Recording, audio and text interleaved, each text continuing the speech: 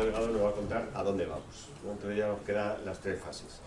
Alejandro Delgado es licenciado en informática de esta universidad, la Politécnica de Madrid, trabaja en IBM desde hace mucho tiempo, es del área de Cloud Computing, ahora pues lo estáis estudiando en el máster y está ahí pues una tecnología muy importante, y hoy se va a centrar, ya estuvo con nosotros hace unos años en este máster, y se va a centrar en la parte de, de hecho se encarga de la parte de innovación de IBM en inteligencia artificial, y nos va a contar un poco las perspectivas y el uso de la inteligencia artificial en la actualidad.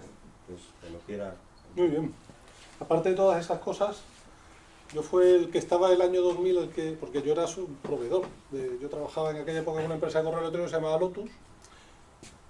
Hacíamos cosas de correo electrónico. Y me tocó migrar el año 2000 el correo electrónico y estaba allí, Martí era mi cliente. Y ahí estuve yo comiendo las uvas. Bueno, pues ¿de qué vamos a hablar? Vamos a hablar un poco de dónde estamos en el tema de inteligencia artificial, qué cosas vamos viendo. Y sobre todo, un poco, mi objetivo hoy era que vierais qué cosas estamos haciendo, qué cosas nos están haciendo, desmitificar un poco toda la parte de Hive, ¿no? Esto es, cuando nos toca una pieza de tecnología que sale en los medios, se convierte para nosotros en un problema, porque llegas a lo mejor a un cliente, o te empiezan a meter en un proyecto y te empiezan a contar lo que han visto en la tele, o lo que han visto en un podcast, o lo que han visto... Y la conversación se complica un poco porque hay un poquito de ciencia ficción, ¿no? Esta especie de... ¿Sabéis lo que es el ciclo de Hyde de las tecnologías? ¿Lo habéis visto alguna vez? ¿Sí? ¿Sí? ¿Habéis visto muchas veces dónde estamos, tal, y hacia dónde vamos? ¿Dónde mueren, no? Las tecnologías, ahora entraremos un poquito en detalle. Y yo lo que quería hablaros un poco es de qué es la realidad, ¿no? Es decir, ¿esto nos da de comer? ¿Nos puede dar de comer? ¿Cómo nos va a dar de comer en los próximos años? Que es, yo creo que lo que os interesa a vosotros, ¿no? Es decir, ¿esto cómo lo podemos usar? Seguro que sí estáis usando ya ChatGPT todos, por ejemplo, para cada vez que os toca una práctica, haceros una interfaz, ¿no? Por ejemplo, os toca hacer una práctica, tenéis que hacer una interfaz de un API. ¿No habéis usado nunca ChatGPT para que os haga la interfaz de un API? Sí, ¿no? Sí, ¿no? Sí, ¿no?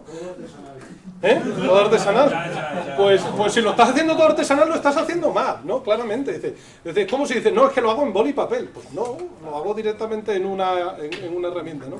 La cosa, la vida que está, o sea, nos dan herramientas, pues hay que saber usarlas, ¿no? Los americanos tienen una frase que yo la aprendí hace muchos años y me llamó la atención, que es el concepto de Golden Hammer. ¿Sabéis lo que es un Golden Hammer? Un martillo dorado, ¿sabéis qué? Explica el concepto, ¿lo conoces? Como, no lo sé porque lo escucho de oídas, precisamente como una herramienta que sirve como un poco para todo. Eso es, una herramienta para todo. Dice, oye, ChatGPT ya vale para todo. Tengo que hacer una tortilla de papa. Voy a preguntarle a ChatGPT cómo se hace la tortilla de papa. Se lo voy a preguntar a tu madre, que hace mejor tortilla de patata que ChatGPT probablemente. No, se lo pregunto a ChatGPT. Pues esto, tengo que hacer una interfaz. Pues le pido a ChatGPT que me haga la interfaz. Ya hay cosas para las que está muy bien. Dice, oye, pues para hacer un API, tío, que lo único que tiene que hacer es un trabajo rutinario, pues ya me vale, ¿no? Pero si lo que tengo que hacer es una tortilla de papa, o lo que tengo... Esto lo hablaba con Luis. El problema de ChatGPT es que nos hace cosas francamente aburridas. Es decir, te hace una cosa mediocre. Dice, muy bien, pues para el 5 ya me vale. Estoy estudiando en una carrera, un 5, esto sigue siendo la Politécnica. Con el 5 ya me da. Alejandro, el otro día examiné el ChatGPT a través de los alumnos al periodo de clase. Y el ChatGPT nos sacó más de un 7. Bueno, pero ya está bien. Oye, yo en la Politécnica, a mí me dan un 5, aquí hacemos bien. Porque supongo que sus preguntas no estaban correctamente hechas. Puede ser. Pero bueno, en este hilo dice, oye, con un 5, un 6, chicos, ya, ¿no?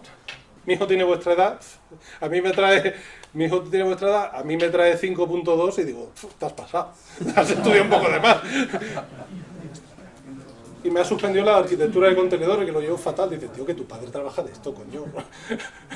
Se entera que en la empresa me van a echar. No, entonces un poco de esto va lo de uno. Es decir, oye, ¿qué hacemos? ¿Qué no hacemos? ¿Para qué nos sirve? ¿Para qué no nos sirve? ¿Cuánto tiempo tengo, por cierto? Una hora. Una hora. Pues entonces voy a empezar a correr. ¿Para qué y hacia dónde vamos? ¿No? ¿Habéis oído hablar de la inteligencia artificial general?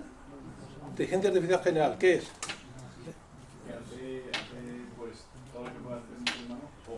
O mejor, ¿no? Esto que parece un periodista de la radio por la mañana. ¿Habéis escuchado alguna de los periodistas de la radio por la mañana que prácticamente saben hablar de cualquier cosa? Correcto, ¿no? Ya escuché poco la radio. Pero un youtuber, ¿no? Que prácticamente es capaz de hablar de cualquier cosa. Pero ¿qué ocurre cuando empezamos a hablar de algo que nosotros conocemos? Cuando empieza a hablar de un tema en el que nosotros dominamos. Si vas a escuchar cualquier persona de estas generalistas que de repente se pone a hablar de IoT, dices, es que no tiene ni puta idea. Pero esto lo estamos grabando. Es que no tiene mucha idea de lo que estamos hablando. ¿Esto qué quiere decir? Que en cuanto bajamos un poco al detalle, empezamos a hacer algo. Entonces este concepto de la inteligencia artificial general, esta inteligencia artificial revolucionaria, que hay mucha gente que lo sigue poniendo en 2050 como una fecha estimativa, fijaos que todavía nos queda hueco para llegar. ¿Por qué? Porque parece que sí, ¿no? En cuanto apareció ChatGPT, la primera versión de ChatGPT, parecía que habíamos llegado. Luego cuando empezamos a ir un poquito más para abajo vimos, pues espérate que todavía no hemos llegado. Dice, pero ya hace inferencia. O sea, la gran diferencia es que éramos capaces de hacer inferencia, pero ¿de verdad estamos haciendo inferencia o solo estamos buscando de una manera más lista? ¿No? Entonces, nos vamos quedando ahí y dice, estamos, no estamos. Lo cierto es que estamos en el camino bueno, ¿no? Tampoco nos pongamos catastrofistas de todo es mentira, ¿no? Está claro que estamos en el camino bueno, ¿no? Y estamos viendo cómo estrategias antiguas que teníamos con la inteligencia artificial han cambiado. O sea, hasta ahora, cuando queríamos pasar de inteligencia artificial estrecha a inteligencia artificial ancha, nuestra gran estrategia era poner una al lado de otra. Es decir, oye, si este sabe de tarjetas de crédito y este sabe de planes de pensiones, los pongo los dos juntos y yo tengo uno que sabe de tarjetas de crédito y de planes de pensiones. La clave está en a ver cómo llevo la pregunta de un lado a otro. Trivializando un poco, pero fundamentalmente era lo que hacíamos. Construíamos la inteligencia artificial ancha a base de rodajas de inteligencia artificial estrecha. Tampoco nos fue mal. Nos permitió estar trabajando y en algunos casos lo hemos conseguido hacer bien por este camino. Pero lo que está claro es que de repente aparecen los modelos grandes del lenguaje y nos cambian la manera de pensar. Porque dice, oye, hay otro tipo de tecnologías que las podemos utilizar de otra manera y podemos integrarla con lo que estábamos haciendo antes. Y de repente alguien te dice, no, vamos a tirar todo lo que hemos hecho y vamos a sustituirlo por los modelos grandes del lenguaje. ¿Seguro? Pues de esto vamos a hablar ahora un poco también. Cómo, en muchos casos, cuando nos llega un Golden Hammer, hay que saber distinguir en que a lo mejor en nuestras cajas de herramientas tenemos que tener destornilladores de estrella, destornilladores planos y llaves inglesas. ¿Por qué? Porque a los tornillos que nos vamos a enfrentar en cada caso son diferentes. Y si tenemos solo una herramienta, es posible que no tengamos la herramienta perfecta. Y este es el ciclo de Hype de la inteligencia artificial del 2024 de una consultora. ¿Y por qué lo he traído aquí? Porque vamos viendo cómo elementos, si os llama la atención, yo hago de vez en cuando un ejercicio que me resulta divertido, que es cuando, no al de inteligencia artificial, pero sí me voy al tecnológico general de las consultoras y vemos qué tecnologías van emergiendo y desapareciendo, ¿no?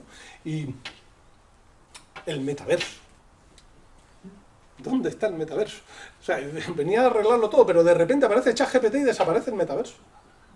¿De acuerdo? Entonces, fijaos cómo muchas de las tecnologías van teniendo sentido o no van teniendo sentido. ¿Sigue teniendo el metaverso sentido? Y dices, claro, o sea, si no, ¿dónde vamos a hacer los gemelos digitales? ¿Qué sitio más bueno para hacer un gemelo digital que un concepto como el metaverso en determinados escenarios, ¿no? Y vemos como gente como Airbus que sigue usando herramientas de metaverso, ¿sabéis para qué? Para construcción. Es decir, es que si una persona tiene que caber por un sitio para tirar un cable de aviónica, ¿cómo puedo estar seguro que una persona va a caber y va a poder girar, ¿no? Por dentro de esta? Pues qué fácil es hacer una simulación, ¿no?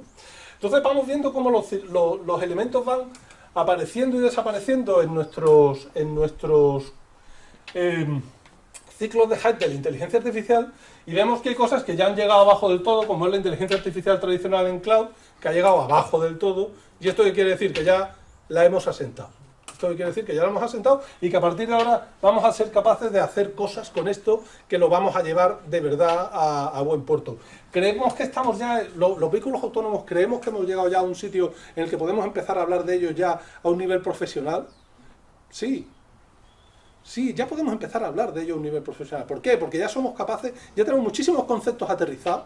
Ya sabemos cómo se tiene que cablear un coche autónomo, ya sabemos cómo tiene que ver un coche autónomo, ya sabemos las cosas. No tenemos todos los coches autónomos por Madrid, pero hay ciudades en el mundo que ya sí tienen taxis autónomos. Me refería más al hecho de comercializar de verdad. Bueno, pero eso llega aquí. pero ya estás aquí, ya has sentado la tecnología. ¿Vale? Ahora ya terminamos de madurarla, pero ya no sale en la tele, ¿no? Que es lo importante. Ya ha dejado de salir en la tele, ya no es noticia, ahora ya estamos en la fase de verdad, en la fase, déjame decirla, en la fase que me puede dar de comer. ¿De acuerdo? De esto podemos vivir, de esto podemos trabajar. ¿De acuerdo? Y entonces hay cosas que ya han aterrizado, hay cosas en las que ya estamos bien, y hay cosas en las que todavía están muy por arriba, como son, por ejemplo, los modelos fundacionales. ¿Sabéis lo que son los modelos fundacionales de IA? Unos sí, otros no, unos sí, otros no. Veremos que tenemos por aquí la inteligencia artificial soberana. ¿Sabéis lo que es la soberanía en los conceptos de datos e inteligencia artificial? Hablando en la parte de legal ya. Bueno, pues veremos, ¿no? Es decir, oye, ¿de quién son los datos? ¿Con quién son? ¿Con cómo vamos a entrenar los modelos? ¿De dónde van a venir los modelos? ¿Tenemos suficientes datos para entrenar los modelos? Veremos, ¿no? Veremos. Así que estamos en un mundo en el que vamos a tener, por un lado, la IA generativa, pero por otro lado tenemos la inteligencia artificial tradicional, que sirven para cosas diferentes. Yo creo que esta es la clave, sirven para cosas diferentes, y nuestro objetivo, ¿cuál es el que tiene que ser? Cuando tengamos un problema delante, resolver el problema con la herramienta correcta. ¿Para sumar o multiplicar tenemos que entrenar un modelo? No. No vamos a entrenar un modelo para sumar o multiplicar. ¿Por qué? Porque sabemos sumar o multiplicar. ¿De acuerdo? Ahí vamos a tirar de otro tipo de herramientas, ¿no? ¿Qué gran diferencia tenemos entre los modelos tradicionales y los modelos generativos? Lo primero es con qué datos entreno a cada uno de los modelos. Ya hemos dicho, ¿no? En la IA generativa, los modelos los vamos a entrenar con qué tipo de datos, con lo que encontremos. ¿Con qué estamos entrenando las IA generativas generales que conocemos? Con datos de Internet. ¿Con qué datos de Internet? Con todos, con lo que pille, ¿no? Debería ser a lo mejor un poco más académico porque nos están grabando, pero con lo que haya, ¿de acuerdo? Con lo que haya, pero se da una paradoja, no es con lo que haya, es que ya nos los hemos comido todos. Es decir, tenemos modelos que no tienen más datos para consumir, para entrenar. O sea, estamos llegando a un momento en el que tenemos déficit de datos. Y hay gente que lo que está diciendo, no, podemos usar la IA generativa para generar datos, para entrenar los modelos. Pero es que ese sarampión ya lo hemos pasado con la IA tradicional. Yo recuerdo cuando empezábamos a hacer proyectos de IA tradicional, mi especialidad siempre han sido la parte de interacción persona-máquina. Chatbots, bots de voz, de texto, lo que fuera. Cuando empezamos a trabajar con inteligencia artificial, con herramientas que podíamos hacer, conversaciones con personas, etc., la primera tentación que teníamos era que fueran proyectos que se desarrollaran en los departamentos de IT y que los entrenara gente de IT. Gente de IT que en algunos casos sabía de lo que tenía que hablar el bot, otros no, y se inventaba las preguntas que le iban a hacer al bot. Y aquello era un fracaso horroroso. ¿Por qué? Porque tienes que entrenar los modelos con las preguntas reales que le van a hacer a una herramienta de este estilo. Necesitas entrenar con datos reales. Inventarse los datos resultó ser el atajo al fracaso. Nada que te estabas inventando, cuando lo llevas a producción, aquello funciona. Y ahora estamos otra vez ante la misma perspectiva. Vamos a inventarnos los datos, dices. Vamos a inventarnos los datos con unos modelos para que entrenen otros modelos. Nos cuesta mucho verlo, ¿vale? Nos cuesta mucho verlo. Entonces, frente a eso, ¿qué es lo que ocurre? Entonces, de repente alguien lo que se ha dado cuenta es, oye, los modelos grandes de lenguaje están muy bien,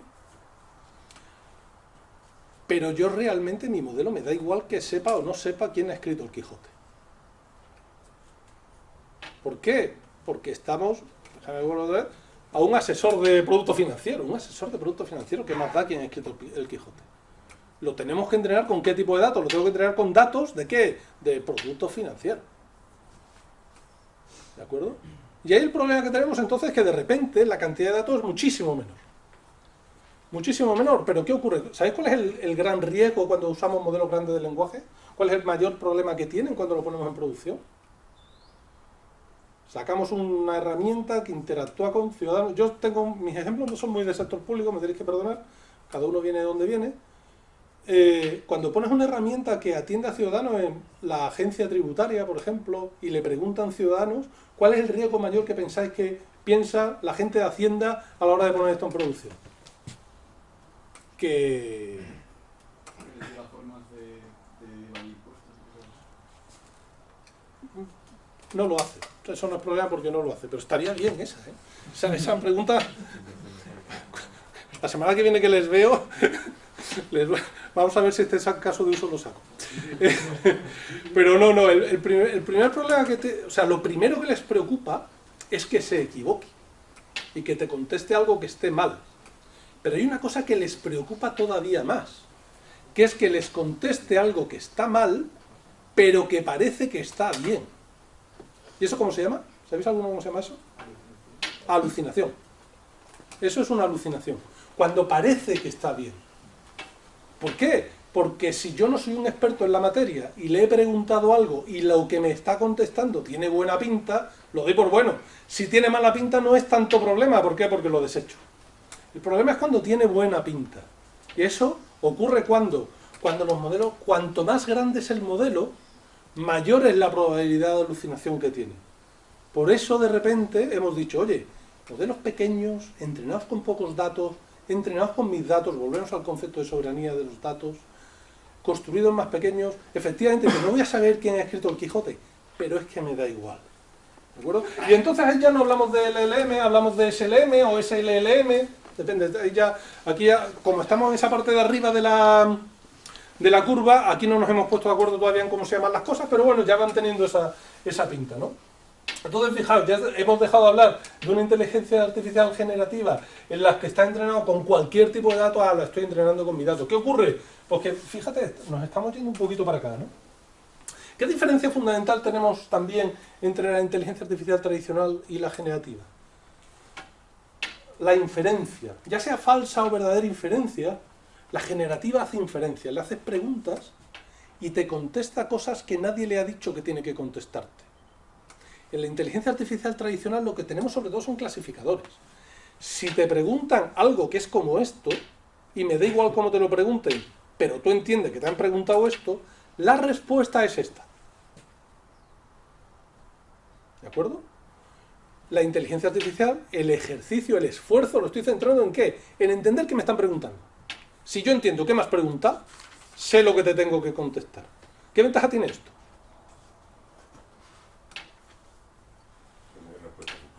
Correcto, fenomenal. No hay respuestas incorrectas. Todas las respuestas son buenas. Podrá ser o no respuesta a la pregunta que me has hecho, pero la respuesta es buena. ¿De acuerdo? Es buena para la vida, ¿no? No, es buena para cualquier cosa. Por ejemplo, tú me preguntas, ¿tengo que presentar declaración de la renta si estoy estudiando en la universidad? Y yo te contesto, si tienes más de 14 años tienes que llevar el DNI. La respuesta está bien. No ha contestado tu pregunta, pero la respuesta está bien, es correcta. A eso me refiero. La respuesta no es un problema en sí mismo. No está mal, o sea, la solución no funciona. Pero no te está generando un problema la respuesta. En un caso de alucinación, ¿cuál era la pregunta que he hecho? ¿Tengo que hacer declaración de la renta si estoy estudiando en la Politécnica? Los estudiantes de la Politécnica, por supuesto que tienen que presentar declaración. ¿Por qué? Porque estoy presumiendo que tienen ingresos. Porque, un ejemplo de alucinación, y la respuesta es incorrecta, y he causado un problema. ¿Ven las diferencias? En ambos son respuestas incorrectas, pero en uno causa un problema y en el otro no.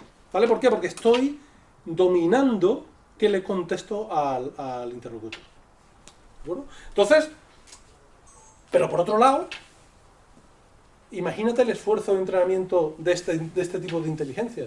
Tengo primero que presuponer qué cosas me van a preguntar para saber qué te tengo que contestar. El ejercicio es muchísimo mayor, el esfuerzo es muchísimo mayor. Para este tipo de cosas, ¿qué hago? Cojo toda la documentación tributaria, se la enchufo al modelo, me lo llevo, hago embedding, lo meto en una base de datos vectorial, para que luego busque con cercanía, no sé qué, no sé cuánto, un RAG tradicional, pim pam, y es más o menos capaz de contestar. ¿Vale?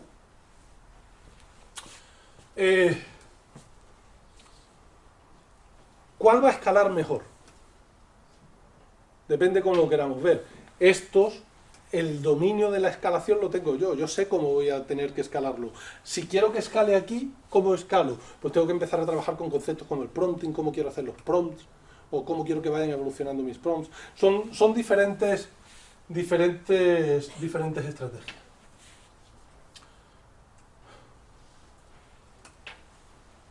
¿Cómo monitorizo el sesgo en uno y en otro? ¿Sabéis qué es el sesgo? ¿Sí? ¿Sí? ¿Sí? ¿Sí? ¿Ellos dos? ¿Sí? ¿El resto? ¿Se ha dormido? ¿Los he perdido? ¿Vienes por la tarde? ¿Sabéis qué es el sesgo o no sabéis qué es el sesgo? Sí, sí, sí, vale. ¿Cómo monitorizo el sesgo en este tipo de modelos? Necesito herramientas, en este caso, claramente. En este caso, la ventaja que tenemos es que son bastante estáticos. Con lo cual, lo que tengo que tener, como lo que estoy haciendo es entrenar clasificadores, lo que tengo que tener es cuidado con las respuestas, pero no me tiene que preocupar tanto la pregunta. ¿Vale? Aquí sí, aquí tengo que tener mucho cuidado porque no he controlado los datos con los que he hecho el entrenamiento.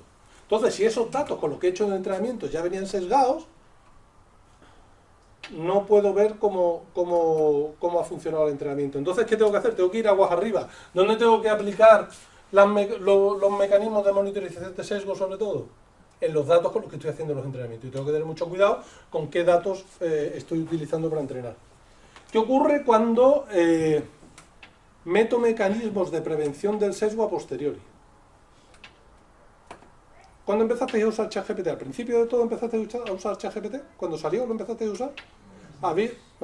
Pues lo divertido de las primeras versiones de ChatGPT es que muy rápido, como claro, la gente empezaba a poner burradas para que ChatGPT contestara alguna burrada y hacer un hilo que se convirtiera en viral, todo el esfuerzo de OpenAI fue a ver cómo limito los sesgos del modelo, pero no tocando el entrenamiento, tocando las respuestas. O sea, evalúo la respuesta y dejo a ver si responde eso o no responde eso.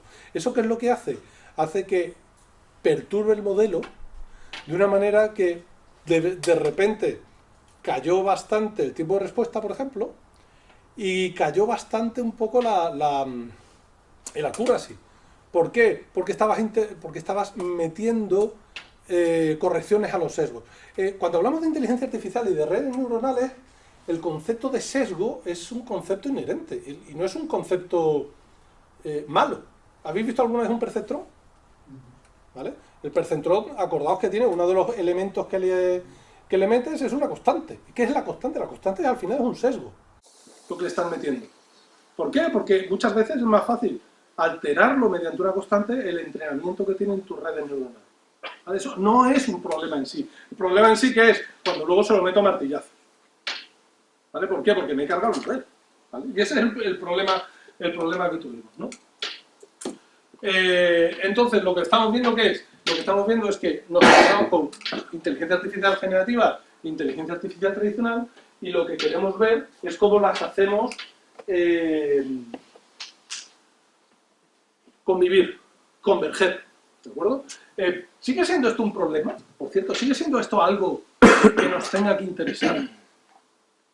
Sí, es decir, es un problema que no hemos resuelto. Es un problema que hoy por hoy todavía no está resuelto. La interacción entre sistemas y personas es un problema que no está resuelto. Tenemos colas en atención, en todos lados. En la administración pública, en la administración privada, además nos hemos digitalizado y hemos pasado a canales digitales. En el momento que hemos pasado a canales digitales ya no hay canales presenciales, no hay nadie que atienda, la interacción tiene que ser muchísimo más rápida. La única solución que realmente estamos encontrando es ir por estos caminos. Por ejemplo, en mi empresa, si yo tengo cualquier duda de recursos humanos, tengo un chat al que le pregunto las cosas de recursos humanos. En una empresa que tiene algo así como 600 convenios colectivos, responder las preguntas de recursos humanos se convierte en un reto. Empresas locales, pues, por ejemplo, CEPSA aquí en España, que tiene, me parece que son 33, 34 convenios colectivos también, es un dolor de cabeza. Las preguntas de recursos humanos. Preguntas tan fáciles como ¿cuántos días de vacaciones tengo? Dice, o sea, hay tantas respuestas a esa pregunta como convenios colectivos. Tengo que saber en qué convenio estás, si te has cambiado de convenio mientras estaba. Y esta es una pregunta tonta. ¿Hacia dónde vamos entonces? Bueno, pues esto antes lo solucionábamos con un mecanismo bastante sencillo. Es decir, oye, pues por un lado tengo los clasificadores, que los entreno para responder a las preguntas. ¿De acuerdo? Esto que hemos dicho antes, es decir, oye, ya sé qué es lo que me has preguntado, ya sé qué es lo que te tengo que contestar. ¿De acuerdo? El reto era entender qué es lo que quería preguntarme. Me acuerdo la primera vez que le contesto a los de Carrefour, me dice el tío de Carrefour, Alejandro, si a mí solo me llaman para dos cosas, a mí solo me llaman para preguntar. Era hace 7 u 8 años. A mí solo me llaman para preguntarme dónde está el camión de reparto y si voy a abrir el domingo. Y eso es el 90 y tantos % de las preguntas. Si tengo un mecanismo que sea capaz de entender qué es lo que me están preguntando, me has quitado el 90 y tantos % de las llamadas. ¿De acuerdo? Pero ahora, imaginaos a mi madre de Cádiz preguntándole al de Carrefour dónde está el camión. Si yo hablo, mi madre hable más que yo. Es capaz de estar 10 minutos explicándole a la máquina que quiere saber dónde está el camión. Porque tiene que ir a la primera comunión del nieto. ¿Vale? Entonces, esta parte era muy sencilla. Solamente había que entender que me estaban preguntando para ver qué le tengo que contestar. El problema era todo lo demás.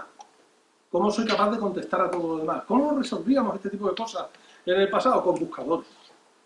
Al principio con buscadores semánticos, luego apareció Elastic nos simplificó bastante la vida, las bases de datos vectoriales, nos simplificaron también la vida bastante, pero esta parte tenía un principal problema, que es que encontrábamos la respuesta en un montón de documentación y se la soltamos al usuario en cruz. ¿Vale? Ni tan mal. ¿Cómo se baja el volumen de la tele? Y le planto lo que viene en el manual del televisor Samsung. Si es un chatbot, bien. Ahora, como se lo recite el trozo de manual a alguien por teléfono, lo mato de aburrimiento, ¿verdad que sí? Entonces esto se convirtió en un reto y estábamos bastante atascados. ¿Qué es lo que hacía mucha gente? Decir, puta, hombre, si eres capaz de arreglarme solo el 60% de las llamadas, ya me va bien, sobre todo si me la estás ahorrando a este precio, en vez de a este. Entonces me acuerdo, esto me lo dijo el de Telefónica de Contact Center, me dijo, no Alejandro, el business case, no me hagas el business case ya te lo hago yo, a ver si es verdad que consigues conectar la génesis nuestra, la centralita nuestra con el Samsung. ¿Vale? ¿Por qué? Porque si soy capaz de contestar una llamada, ya me va bien. ¿Vale? Ya me va bien. Entonces ahora, ¿qué es lo que hago con todas estas nuevas capacidades que tengo de inteligencia artificial y de LLM, SLM? Bueno, lo primero es que tenemos un problema local en España. El primer proyecto que hicimos, de los primeros proyectos que hicimos, trajimos un proyecto de Inglaterra, de una corporación multinacional, que de vez en cuando se me olvida que esto lo están grabando, que en Inglaterra había funcionado fenomenal. La gente llamaba a su operador y decía, oye, que no sé mi PUC, también mi PUC, que no sé mi PUC. Y le contestábamos, el PUC está en la caja no sé qué, y si no entras en la aplicación móvil y en no sé qué opción, puedes ver tu PUC. Oye, los ingleses felices y contentos. Él había contestado y lo había contestado bien. Cuando esto lo pusimos en España, un cabreo fundamental de los usuarios. O sea, los usuarios francamente enfadados. ¿Por qué? Dice, pues si yo quiero mi PUC, dime mi PUC, no me digas dónde está. Esto que siempre hemos dicho, no me des pescado, enséñame a pescar y podré comer pescado todos los días. Mentira. Dice, si quiero pescado, dame pescado y ya está. Todo lo que no sea eso, te voy a poner un NPS negativo. Que no lo ve. ¿Vale? Así que vimos que era muy importante ser capaz de tener conocimiento particular, no solo conocimiento general. ¿Qué problema significa esto cuando hablamos de sistemas de información? Imaginad, yo he desplegado mi arquitectura, que es capaz de atenderte a las preguntas. Yo tengo una nube, la que sea, la nube está mejor, pero bueno, la has puesto ahí. Y ahora es que tiene que responder cuál es tu PUC. ¿De dónde saco el PUC? Tuyo. De los backend que están detrás de 4 files. ¿vale? Con lo cual, de repente, necesito, oye, mi aplicación que está en la nube tiene que hablarse con una aplicación tuya que está en un backend, detrás de algunos niveles de protección, y que a lo mejor no tiene ni API. ¿Vale? Con lo cual, este es un ejemplo solo. Para cada caso de uso, había que montar arquitecturas que interactuaran con elementos que estaban en el backend, y esto nos mató todos los proyectos. Nos mató todos los proyectos, ¿por qué? Porque antes eran, esta parte de aquí, es un proyecto que se desplegaba en 3 meses, esto es un proyecto que tarda 1 año y medio. ¿Vale? Con sufrimiento, sangre, en fin, cosas por el camino. ¿Vale? Pero bueno, esto ya, bueno, pues ya, una vez que empezamos a subir muchas cosas a la nube, estos problemas se van solucionando. Ya nos quedaba esta parte, que no la teníamos del todo resuelta, ¿no? Que era la parte de los buscadores. Y aquí sí que la generativa, sobre todo, nos ha venido a ayudar. ¿Por qué? Porque mientras que aquí soy capaz de manejar la respuesta, aquí en la generativa hemos sido capaces de decir, oye, pues si yo soy capaz de encontrar la respuesta a mi pregunta, yo puedo utilizar la generativa para que me la module para la respuesta que tengo que dar. ¿Vale? No sé si tenéis hermanos pequeños. ¿No habéis visto a los hermanos pequeños preguntándole a ChatGPT, hazme un trabajo de la Revolución Francesa como si fueras un niño de 16, 14, 12 años? ¿No lo habéis visto nunca? Y entonces ChatGPT modula y hay veces que sí hace cosas que se lo puede enseñar al profesor. ¿Vale? ¿Por qué? Porque, dime. En un instituto se ha dado el caso de querer echar a un chico porque decían que ese trabajo lo había cogido del repositorio de la chica. Y es porque las 2 personas le habían preguntado lo mismo a ChatGPT y le había respondido exactamente el mismo trabajo. Y las 2 tendrían un 5 probablemente, porque esto es como cuando copiaba la enciclopedia directamente, los viejos, copiábamos la enciclopedia directamente acá, aquello era un coñazo, no dice nada. Entonces, tú cuando estás corrigiendo un examen, cuando estás corrigiendo un ejercicio, enseguida descubres o te das cuenta de si lo que estás viendo de verdad lo ha escrito un alumno, porque lo ha pensado, estará bien, estará mal, pero siempre es original.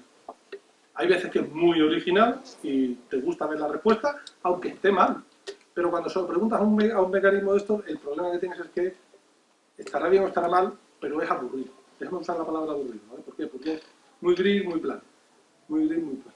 Es como si fuera políticamente correcto desde el punto de vista tecnológico. ¿Vale? No desde el punto de vista social, sino desde el punto de vista tecnológico, es una respuesta comúnmente aceptada. Y lo que estás buscando precisamente, ¿qué es? Algo que no sea comúnmente aceptado, algo que tenga algunos elementos que rechinen. ¿Vale? Entonces, bueno, aquí tenemos de repente pues ya la IA generativa que es capaz de ¿qué? De coger este texto que es francamente inusable y modulármelo para que sea respondible a un usuario final, ¿no? Ya, muy bien. Y esto, ¿cómo lo pongo en producción? Empezamos a hablar de arquitectura. ¿Habéis visto las arquitecturas RAS? ¿Sí? ¿Y en clase las habéis visto o las has visto tú? Vale. Las arquitecturas RAS, ¿qué son? Las arquitecturas RAS son, oye, ¿cómo empiezo a usar todo esto? ¿Cómo empiezo a mezclar todo este tipo de tecnologías para ser capaz de sacar partido de ellas? ¿De acuerdo? Pues alguien empieza a ver y dice, oye, con las bases de datos vectoriales, ¿sabéis qué es una base de datos vectorial? La base de datos, ¿qué es lo que guarda? Son vectores. ¿Por qué me interesa guardar vectores de elementos? Porque yo quiero considerar lo cerca que estoy de una respuesta en función, o sea, lo correcta que es una respuesta en función de lo cercana que estoy a ella. Con un concepto de distancia vectorial. ¿Os acordáis cuando estudiábamos distancias vectoriales? ¿Vale? Pues cuanto más cerca estoy en cualquiera de las dimensiones, más afortunada es la respuesta. Dice, muy bien. ¿Y cómo meto toda mi información, que son todos estos documentos, que son los manuales de usuario, en esa base de datos vectorial? Pues tengo un mecanismo que son mecanismos de troceado. Genera una cosa que se llama embeddings, que no son más que trocitos de la información. Y esos trocitos de la información son los que meto en la base de datos vectorial. Y entonces, ¿qué ocurre? Una vez que me ha llegado el usuario y me hace una pregunta, lo primero que hago es, oye, esta es una pregunta de las normales, de las que mis clasificadores encuentran, de las que me sé la respuesta, pues la resuelvo aquí. Que no es una pregunta de esas de las que mis clasificadores resuelven, ¿qué hago? Pues me voy a buscar la respuesta a la base de datos vectorial. Y una vez que he encontrado la respuesta en la base de datos vectorial, que lo que tengo es un montón de basura, la paso por un LLM, o mejor aún, un SLM, si lo tengo, que me compone la respuesta. ¿Esto puede alucinar? ¿Cómo podría alucinar? Haciendo la búsqueda, ¿no? Pero es que fíjate, aquí ya no estás haciendo la búsqueda, aquí estás usando yo un mecanismo que se llama prompting. Lo único que quiero es, oye, esta que es la respuesta correcta. ¿Vale? La respuesta correcta está aquí. Lo que quiero es que esta respuesta correcta se la digas a este señor en un lenguaje que pueda entender. Es que no es determinista. O sea, No es determinista, pero la posibilidad de alucinación es menor. ¿Por qué? Porque lo que te estoy diciendo es, la respuesta que te he dado, que ya es correcta, modúlamela. ¿Vale? La posibilidad de alucinación es mucho más baja, porque ya te he dado la respuesta. No te he dicho, busca una respuesta que a ti te parezca correcta, que de repente se cruza un fleco en algún lado, ya hay un blog de alguien que ha escrito una cosa parecida un día y resulta que en la red neuronal y te ha soltado una barbaridad. ¿Vale? Ya no estás en ese modelo. Estás en el modelo de, esta es mi respuesta, construyen algo que yo sea capaz de producir. Has rebajado espectacularmente en 2 puntos la capacidad de alucinación de tu respuesta. Primero, porque le he pasado por este filtro. Y por este filtro, ¿cuántas pasan? El 90% se han quedado aquí. Depende. Si lo que tiene un asistente de turismo, por ejemplo, pues es muy bajo. Pero que si tienes es un asistente de renta, pues es muy alto. ¿Por qué? Porque preguntamos todos lo mismo. Imaginaos un asistente de matrícula de la Politécnica. ¿Qué cosas le preguntan los alumnos qué cosas preguntan los alumnos en Secretaría de la Politécnica cuando se van a matricular por primera vez? ¿cuándo es la desmatriculación? Sí. ¿Cuándo? ¿Cuándo es la desmatriculación? ¿Cuándo es la desmatriculación? Bueno, eso pues, sobre todo si te han admitido en dos, o sea, si te han admitido en otra escuela. No, no, cuando has tenido la matrícula, de cuándo te puedes matricular. Sí, no, mi hijo, por ejemplo, le admitieron en 2 carreras y se desmatriculó de una. O sea, que es una pregunta que él le hizo, por ejemplo, llamó a Secretaría de la Politécnica porque se quería matricular en otra carrera. ¿Vale? Porque no le daba la nota y luego sí le dio, porque fue por la repesca. No sé si os acordáis de mí. Vale, entonces, vemos que la posibilidad de alucinación baja. ¿Y esto cómo lo montamos? Pues fijaos, entonces ya lo que voy a hacer es, por un lado, algo que voy a seguir manteniendo siempre son los adaptadores de canal. ¿Por qué? Porque sigo intentando mantener un cierto sueño de omnicanalidad. Es decir, si me están interrogando por WhatsApp, me están interrogando por teléfono o me están interrogando por la web, o por correo menos ya, intento que mi mecanismo, mi entrenamiento lo pueda reutilizar. Lo que voy a tener es que modular la respuesta que le estoy dando al usuario. ¿De acuerdo? Entonces mantengo unos elementos de modulado de canal, mantengo unas aplicaciones que tienen que ir al transaccional atrás. ¿Por qué? Porque voy a tener que seguir haciendo cosas atrás. Si yo quiero información para desmatricularme, lo que quiero es que al final, si es posible, me desmatricule. ¿Vale? Voy a tener que seguir usando, como hemos dicho, fijaos, la parte tradicional y la parte de modelos grandes del lenguaje. Y luego hay un elemento bastante importante, que es la gestión del contexto. La gestión del contexto, y si os ponéis a hablar alguna vez con un lingüista, os hablará que hay diferentes tipos de contexto, hay como 3 o 4, depende de las escuelas, es lo que nos va a decir si la conversación que estoy teniendo contigo hoy sigue siendo la misma conversación que ayer. Es decir, si hoy te pregunto cómo me desmatriculo y mañana te pregunto cómo me desmatriculo, o si estoy intentando comprar un producto y ya hemos dado 4 pasos, lo que no quiero es mañana tener que empezar otra vez por el paso del principio. Es decir, oye, ¿sigue interesándote el móvil que viste ayer? Sí, pues seguimos el proceso de compra del móvil que viste ayer. No empiezo a preguntarte qué modelo de móvil quieres, ¿no? Esto lo vamos a gestionar por el contexto, y es un elemento bastante importante, ¿no? Y por último tenemos la documentación, que es con lo que vamos a entrenar los modelos grandes del lenguaje, con lo que vamos a hacer esa gestión de los embeddings y tal. Y ahora viene otro de los grandes retos, que es, ¿y esto quién lo entrena? ¿Quién entrena este tipo de proyectos? ¿Quién es capaz de darme información para que yo entre en este proyecto. Por ejemplo, imagínate, desmatriculación de la Politécnica. ¿Con qué entreno al modelo que tiene que responder al alumno de la Politécnica sobre la desmatriculación de la Politécnica? Una web de instrucciones. La web de instrucciones tengo Correos que tengan. ¿Perdón? Correos que haya llamado a la. Correos, que haya alguien mandado correos, porque alguien manda todavía correos, ¿verdad? En un momento dado. Cuando en la web no encuentras nada. Mandas un correo. Hay otra técnica que es que te vas a secretaría y les preguntas a los de secretaría, ¿a ti para qué te llaman? Cuando están.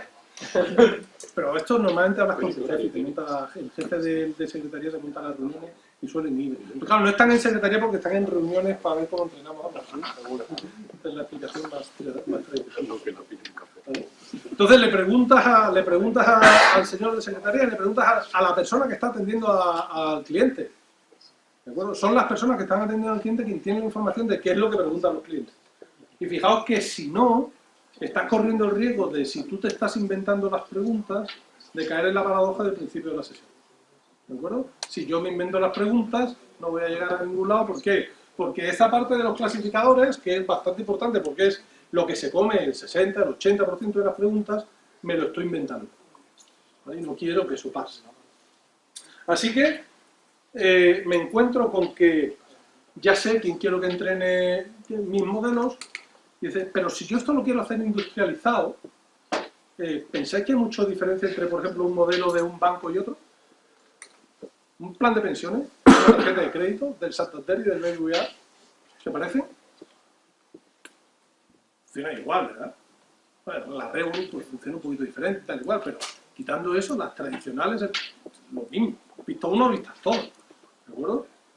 Entonces podemos decir que, por cierto, la forma en la que le hablamos, el modelo de lenguaje es el mismo también. O sea, podemos ver que hay diferentes capas que podemos ir poniendo una encima de otras y solamente, en muchos casos, irnos a la personalización de la capa de arriba. Cuando tengamos Salamandra bien, pues se supone que Salamandra será la mejor modelo de lenguaje que tengamos en español. ¿Por qué, coño? Porque la hemos entrenado para que hable en español. ¿No? Pues es de esperar que más tarde o más temprano el BSC produzca algo que nos guste más que las multilenguas, ¿no? Que tenemos ahora. Es una promesa, que esperamos que eso pase. Y entonces, ¿qué vamos a usar? ¿Usaremos un modelo de lenguaje multilingüe o si tenemos un modelo de lenguaje que es capaz de entender mejor el español o las lenguas oficiales que un modelo multilingüe?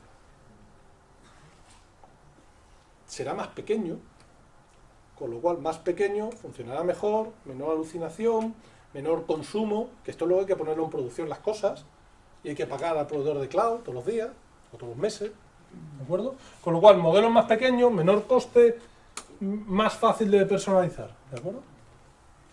Y luego viene la otra parte, que es la parte del dolor, que es esto cómo lo pongo en producción. Bueno, esto coge un poco lejos, ¿no? Yo creo que cuando empecé a trabajar,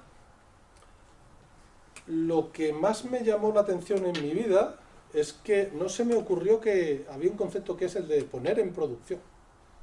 Poner en producción es que alguien que coge eso que tú has parido y lo pone en un sitio para que atienda a otros, o para que conteste a otros, o para que alguien acceda. Y hacen cosas como pruebas de carga y cosas de estas. Pero si esto en mi PC funcionaba. Y ahora de repente lo han puesto en esta máquina y dicen que esto no funciona.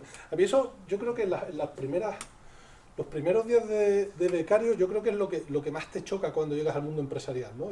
El salto de algo que he hecho siempre, he trabajado para mí, ahora estoy trabajando para otros, aunque sea un autónomo. Estoy trabajando para otros que van a venir a usar lo que yo he hecho. Y esto tiene que funcionar todo el rato. ¿De acuerdo? Entonces, con nuestros modelos pasa igual. Es decir, lo vamos a sacar a que otras personas que no somos nosotros lo interroguen y tiene que contestarle de manera ordenada. Y yo he hecho algunas pruebas y esto tenía una cierta calidad. ¿Y qué es lo que ocurre en cuanto lo ponemos en producción para que otros lo usen? Pues que es un fracaso absoluto.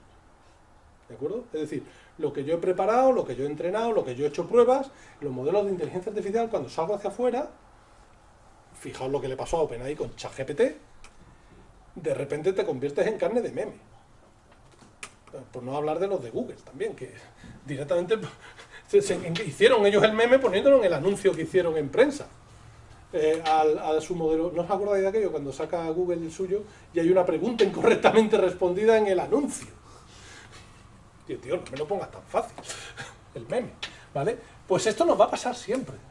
Esto nos va a pasar siempre. Y es una conversación diferente porque los sistemas de información tradicionales, cuando salen a producción, tú esperas que no den ninguna respuesta incorrecta. En los modelos de inteligencia artificial gestionas el fracaso. Te pasas todo el rato gestionando el fracaso. Es decir, oye, es que tenemos un 95% de acierto. ¿Os imagináis que la web para sacar entradas de concierto os diera la entrada correcta el 95% de las veces? Que el 5% de las veces tú estás sacando tu entrada para un concierto y de repente, tío, me ha sacado un concierto para ir a ver a Iron Maiden. Pero esto le gusta a mi padre. Ahora imaginaos, ¿no? Es decir, esto os parece, cuando estamos hablando de sistemas transaccionales, un 5% de error es una barbaridad. Aquí estamos hablando de que me conformo con que llegue al 80%, que es una de cada 5 entradas que sale va a salir mal. ¿De acuerdo? Entonces, fijaos, cuando esto se lo llevamos a alguien para que lo ponga en producción, fijaos lo dramático que es el tipo de conversaciones que tienes que tener. Y lo que tenemos que ser capaz de aceptar, ¿vale? Y bueno, aquí ya vemos que esto está cada vez evolucionando más y ya estamos dejando de hablar de inteligencia artificial y empezamos a hablar de agentes de inteligencia artificial. ¿Por qué? Porque lo que estamos viendo es que esta inteligencia artificial la queremos envolver en modelos en los que normalmente incluso participen personas. ¿Por qué? Porque estas arquitecturas que hemos visto, que están muy bien, en muchos casos nos va a interesar que participen personas, ya sea siendo la persona la que contesta a la otra persona y lo que utiliza es una herramienta para construir la respuesta. Esto es lo que mejor funciona. O sea, de todas las soluciones que hemos puesto en producción, las que mejor funcionan son las herramientas que ayudan a una persona a escribir una respuesta. Es decir, correo a secretaría de cómo me desmatriculo, y el de secretaría tiene un asistente que le dice, este es el correo típico para cuando alguien te pregunta cómo se desmatricula. Y dice, y por cierto, como te lo ha preguntado Juan, le tienes que decir que este es el enlace para él. Y este es el que ponga aquí su cuenta correcta. ¿Vale? Entonces esto es lo que ahora mismo, el tipo de soluciones que ahora mismo están funcionando mejor y hacia lo que más estamos yendo. ¿Por qué? Porque dentro de todo este hype que tenemos, esto realmente es fácil construir algo en lo que, por un lado, con todos estos elementos que hemos visto, hemos matado la alucinación, y por otro lado has puesto una persona para que le dé al último botón, antes de que se destruya el mundo. ¿Vale? Os dejo por aquí unos pocos de enlaces. Ahora vengo a hablar de mi libro. De esto como lo hacemos en IBM, ni tan mal. ¿De acuerdo? Y por otro lado también os quería contar que todo esto, toda esta formación la hemos empaquetado en IBM y la hemos puesto disponible para estudiantes. Es decir, vosotros como estudiantes de la Politécnica, si os dais de alta aquí con el correo de la Politécnica, hay un catálogo de formación gratuita con certificados en muchos casos de que habéis hecho la formación correspondientes, y en algunos casos también hay software que podéis utilizar. Por ejemplo, oye, quiero usar una suscripción de IBM Cloud. Pues dándome de alta por este mecanismo, pues tengo acceso a una suscripción gratuita de IBM Cloud que me deja hacer esto con inteligencia artificial. ¿Puedo crear servidores virtuales y ponerme a minar Bitcoin? Pues lamentablemente no. Puedes hacer determinadas cosas sí, determinadas cosas no, ¿no? Pero bueno, oye, que sepáis que tenemos ahí el catálogo, que podéis acceder, que podéis bajaros todo el catálogo de software de IBM y consumir recursos en cloud hasta una cantidad que bueno, pues que da de sí para sacaros certificaciones, que bueno, al final luego las empresas, cuando estamos eligiendo estudiantes, que te venga uno que tiene ya una certificación, dice, bueno, este por ejemplo no le tengo que explicar de qué va esto del cloud, ¿vale? Y bueno, y que cogemos becarios, por cierto. O sea, que no se os olvide que si os gusta trabajar en el mundo de inteligencia artificial y en el mundo del cloud, recurrentemente cogemos becarios y a algunos nos gustan más los becarios de la UPM que otros. Quizás sea por... ¿Eh? Un cerco. No, un sesgo, sí, pero usted porque al final llegan sabidos. Hay cosas que no hay que explicárselas y eso está muy bien. Los que estén interesados en las becas, Bueno, sí, yo, o sea, o sea, el que sea que me escriba a mí, y esto al final, ya sabéis, todos los fabricantes tenemos un sitio donde os podéis dar de alta para cuando sacamos plazas de becario os llegue el correo correspondiente, ¿vale?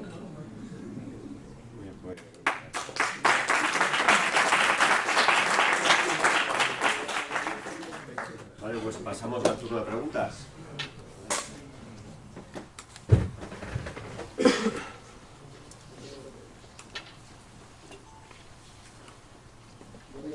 Venga. A ver, la verdad es que me esperaba otra charla, la verdad, cuando dio el título, porque pensaba que era más un poco a definir si era muchos de los que están en la vida o realmente la expectativa está como justificada de alguna forma. Y me ha gustado, por ejemplo, el ejemplo que has puesto con el tema de los metaversos, porque yo en un trabajo que hemos tenido que hacer antes de esta charla, yo voy a comparar un poco el ejemplo que generó la idea con el blockchain, que generamos un momento, que es una tecnología que empezó muy fuerte, genera una cantidad de empresas enorme. La mayoría de esas empresas eran humo, se crecieron muy rápido y pues se fueron a quiebra y no existen.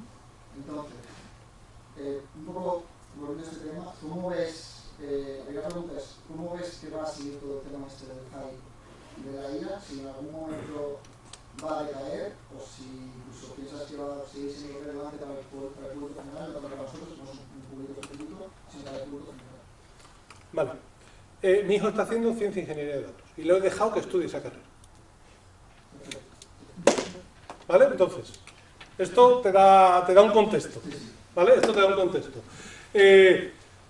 Pasará como con el metaverso. A ver, soy de Cádiz, ¿no? Entonces aquí tengo un cierto sesgo y los que me conocen más saben que tiendo a exagerar un poquito las cosas, ¿no? Cuando he dicho que es metaverso, pues oye, ¿dónde está el metaverso? ¿Dónde estaba? ¿Dónde está? Hay que entenderlo. El metaverso está claro que nos va a solucionar muchos problemas, pero ya no sale en el telediario todos los días.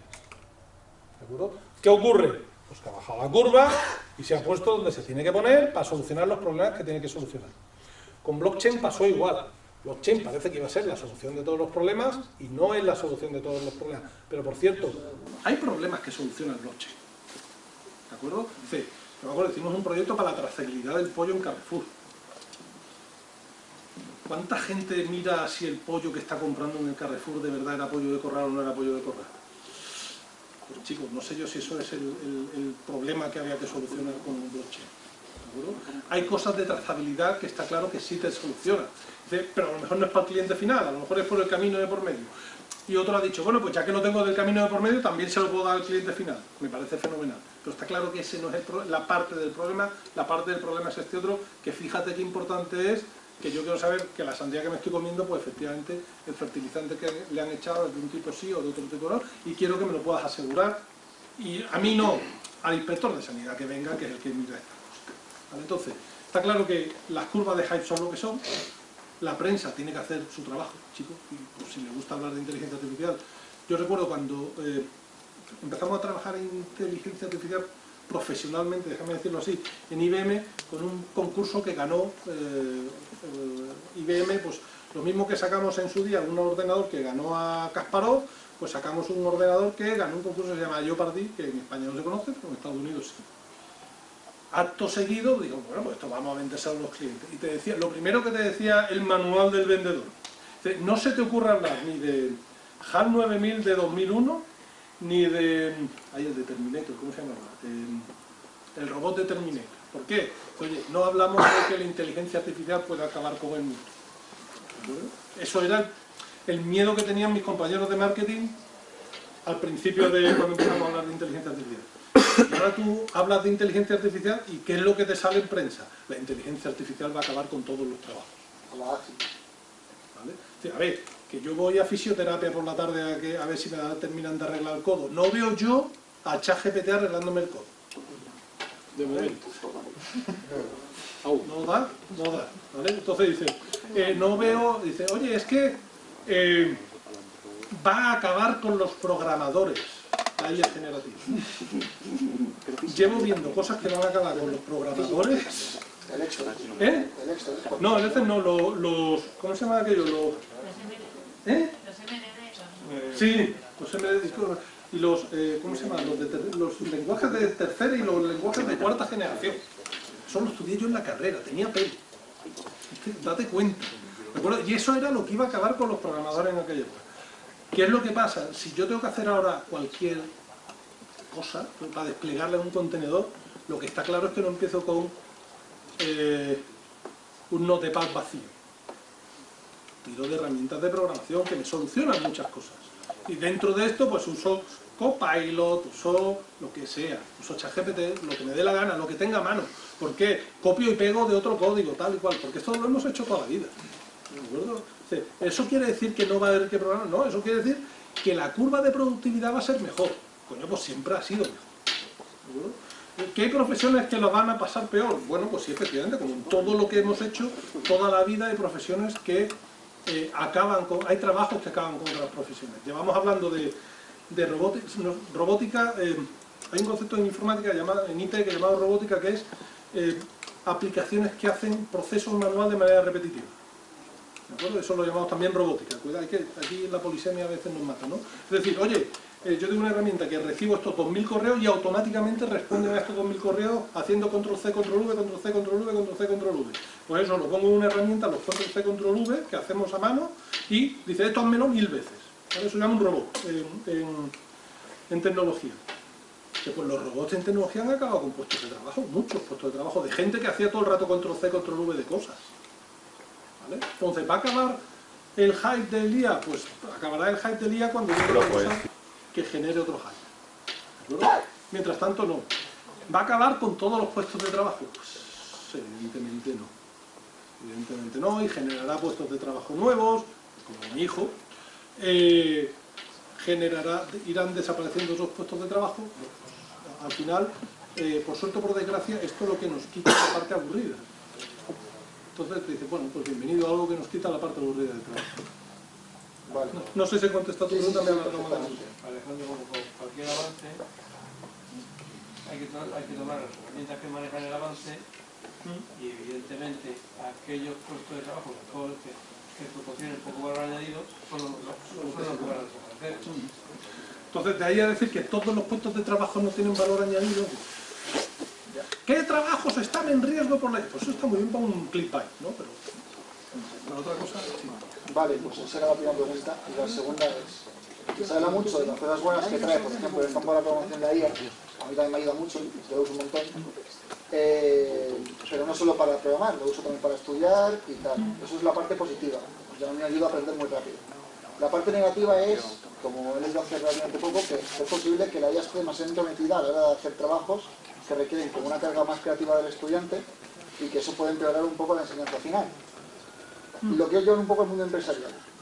¿Vosotros en IBM habéis aplicado la IA, en algún caso ha empeorado un proceso o todos han mejorado? No, lo que ha podido pasar es que cuando ha entrado en un proceso no me haya resuelto el problema. Y haya tenido que hablar con una persona. O sea, no ha empeorado, sino... No ha empeorado, sino sencillamente, oye, tengo un problema, oye, este cliente no consigue aprovisionar su cuenta y ha metido las credenciales, no sé qué, no sé cuánto, para ti, para tal.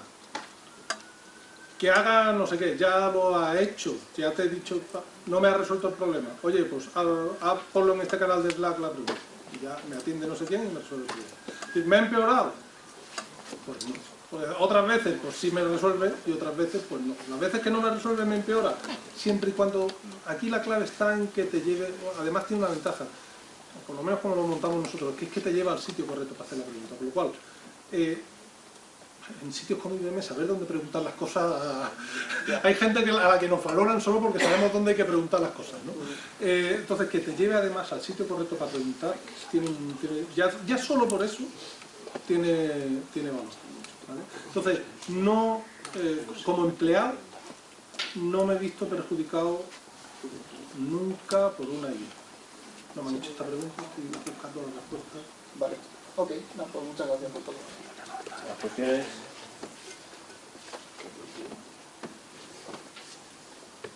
¿Alguna cuestión más? preguntado, por ejemplo, ¿para qué estamos usando la IA en vuestro campo específico? Por ejemplo, yo entiendo que vuestro máster está más pegado al mundo de IoT, entiendo. ¿No? ¿Sí? Sí, pero no estamos como más cerca de la parte del Edge, por ejemplo, en muchos casos. ¿Para qué estamos usando la IA en el Edge? Plantillas de pipelines, por ejemplo. ¿Por? Plantillas de pipelines, por ejemplo. Plantillas de Pipelines. pipelines, por ejemplo. Plantillas de pipelines. ¿Y cómo te ayuda a ir a ella? Yo no he visto... Pues acabo de tirar un ejemplo, yo no tengo... Vale, no, pero, o sea, dice, oye, yo tengo que implementar esta pipeline que es... Por ejemplo, yo recuerdo que a mí lo que me gustaba mucho usar para este tipo de cosas no de red, porque me resultaba algo muy cómodo, porque yo al final lo único que tenía que hacer a lo mejor una demo o una cosa así, con no de red y una Raspberry, pues podías hacer cosas muy rapiditas. Pues probablemente si le pregunto que me genere un ejemplo, me lo va a generar bastante más rápido que yo cuando lo tenía que hacer de cero. Te lo puedo comprar. Pero estoy viendo más casos de uso en generación de casos de prueba, por ejemplo. Generación de casos de prueba, generación automática de casos de prueba. Hay muchas veces que la generación de los casos de prueba se convierte en algo bastante tedioso y tener una batería de casos de prueba de por defecto a mí me parece que es algo interesante. Yo no sé cómo, por ejemplo, cuando habéis hecho alguna práctica, cómo la habéis probado. A mano, supongo. Hemos generado casos de prueba. Vas generando tú tus casos de prueba ahí a mano. No. ¿Cómo lo haces? Generando casos de prueba. Con IA. Con IA. Con IA. No todo el mundo lo ha hecho así por los gestos que me están poniendo. No, yo hablo de mi caso específico. Vale, pues ha habido otras caras de otros. Pero vamos, que esto, por ejemplo, este caso de eso sí que lo estoy viendo mal. Alejandro, y AND por tema de soberanía del dato, o de latencia, serían casos más cercanos al empotrado. ¿Sí? Y la IA tendría sentido en el Edge cuando tienes problemas de latencia o cuando tienes problemas de soberanía del dato. Pero ahí fíjate que te vas a encontrar con dos momentos, ¿vale? Una cosa es el momento del despliegue, es decir, oye, mi modelo lo despliego cerca del Edge, pero ¿dónde lo entreno? Lo tengo que entrenar en sitios, o sea, te encuentras a la paradoja de que, oye, voy a desplegarlo en el Edge para evitar los problemas de soberanía, pero lo he tenido que entrenar porque necesito las capacidades de entrenamiento arriba y me he tenido que subir los datos arriba para hacer el entrenamiento. Entonces, claro, yo digo de entrenar en el Edge. Entrenar en el Edge, pero es que entrenar en el Edge es muy caro. Sí, claro. Entrenar en el Edge es muy caro, casi que sale más barato certificarlo de arriba para que te dejen subir los datos que entrenar abajo, yo creo. Hablando con tu imagen, yo creo. Bueno, habría que ver el demonio en los detalles, ¿no? Pero a priori se me ocurre que es más fácil certificar arriba y que me dejen entrenar arriba. Claro, y que me dejen entrenar arriba. Hay gente que dice, no entrenamos arriba. ¿Por qué? ¿Por qué no? Pero si está certificado, no. ¿Vale? Entonces ahí tienes por ahí.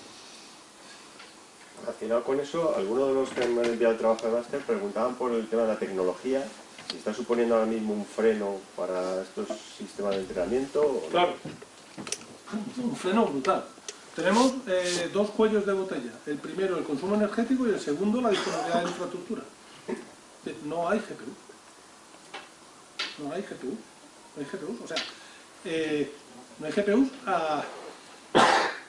El presidente de NVIDIA en España es Pemán, José María, que es antiguo compañero mío y además de Cádiz.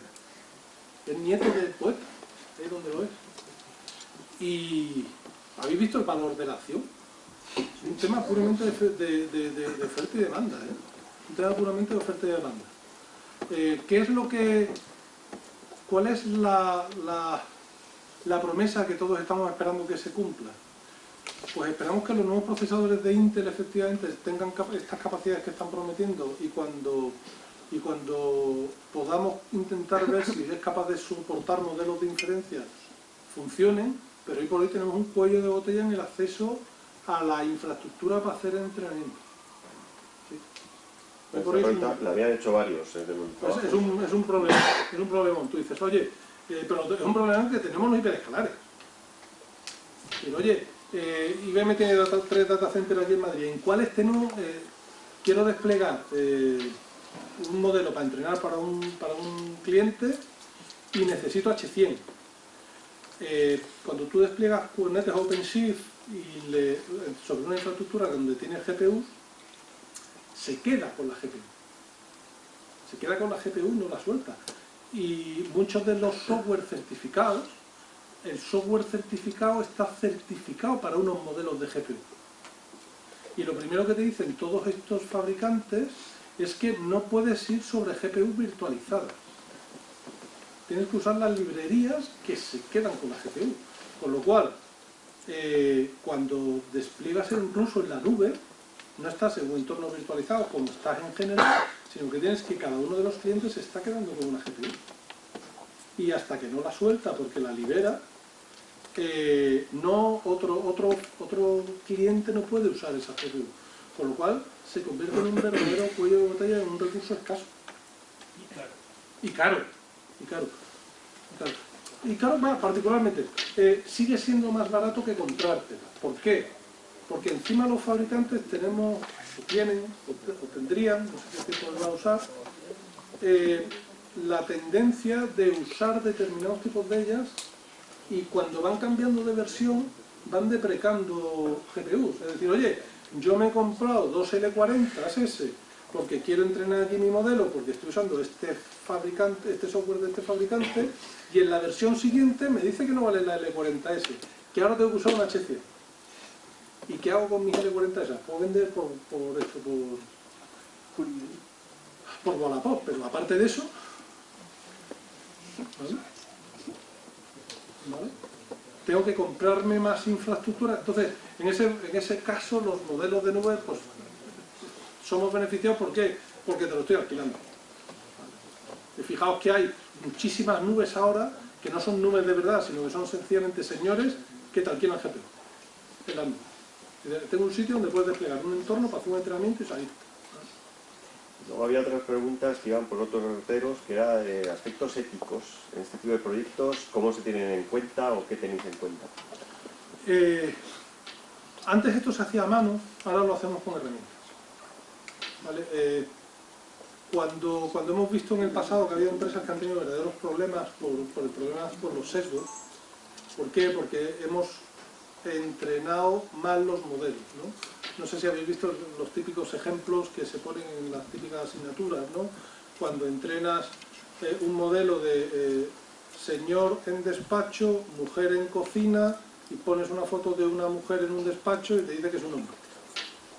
Esto lo habéis visto, este ejemplo que es el más clásico, que viene junto con el de la copa y las dos caras, ¿no? Vienen los dos, ¿no? Este problema lo tenemos desde el primer día. Necesitamos herramientas que evalúen los sesgos, pero ¿dónde evaluamos los sesgos? No en los modelos, evaluamos los sesgos desde los datos. Es decir, lo que más genera sesgo en un modelo es que los datos con los que estás entrenando el modelo es incorrecto. ¿Cuál es el reto? Tener herramientas que te controlen muy bien el linaje de los datos.